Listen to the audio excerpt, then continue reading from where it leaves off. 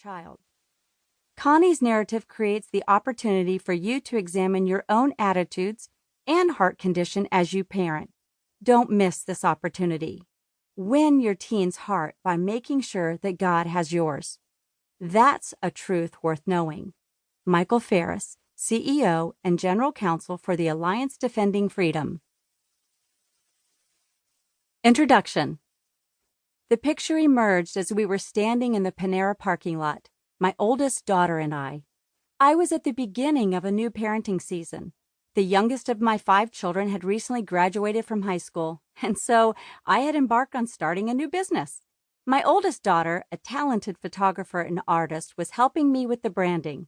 As we reflected on the next steps in my journey, she started making a small circular motion with her left hand. She said, "Mom, you did some pretty cool things before you had kids." She was right. Before I had kids, I was a spokesperson and corporate trainer. I worked with celebrities, CEOs, and news anchors. I also did television and radio interviews and made many guest appearances on behalf of the company I worked for. I was even given the keys to the city once by a mayor. Honestly, I didn't know what the keys were for, but I posed for pictures and politely said thank you. Everything I did back then was fun and exciting. My daughter took her right hand and began making another small circle. "And you're doing some amazing things now that we're grown." But then she started a new circle in the air, a larger one between the 2 small ones.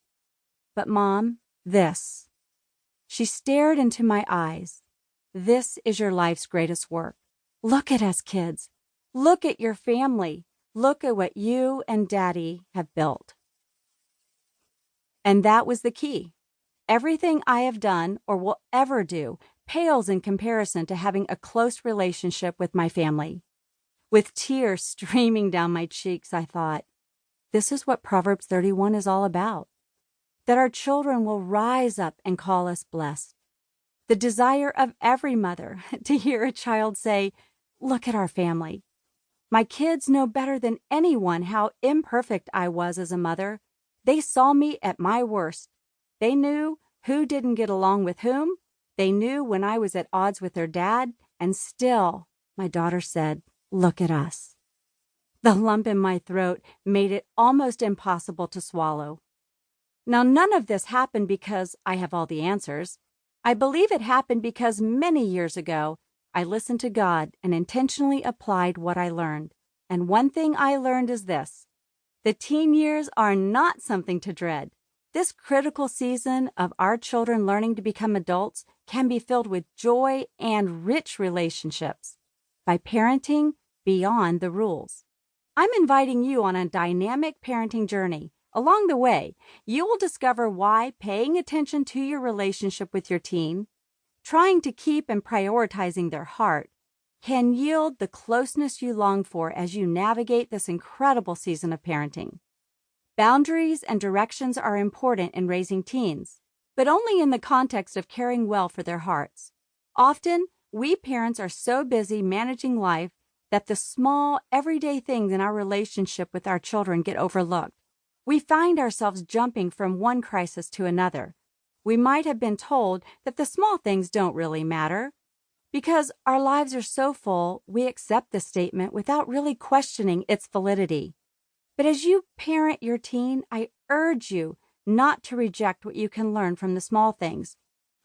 I know how easy it is to overlook the eye roll, the disrespectful comment, the little white lie, or the forgetting to turn off the devices at bedtime rule, or to simply address the action and not the motive underneath.